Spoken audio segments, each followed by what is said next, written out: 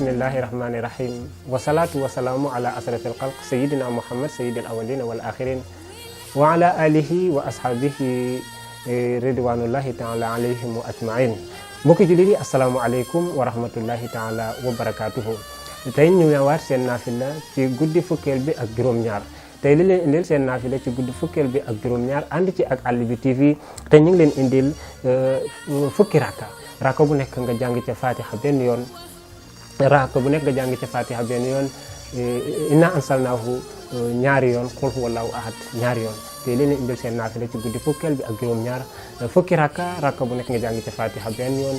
inna ansalnaahu ñaari yoon qul huwallahu ahad ñaari yoon. foofu nag soo paree nga ñaan fa yàlla subhanahu wa taala mu jéggal la ci sa yaram, mu jéggal la ci sa njaboot, waaye mu jéggal la ci sa famille. yàlla subhanahu wa taala baloo ko ñaan foofu mu jéggal la ko. tey la indil seen naafila ci guddi fukkeel bi ak juróom-ñaar ànd ci ak Àll bi TV. asalaamaaleykum wa rahmatullahi taala wa barakatuhu wa barakatuh.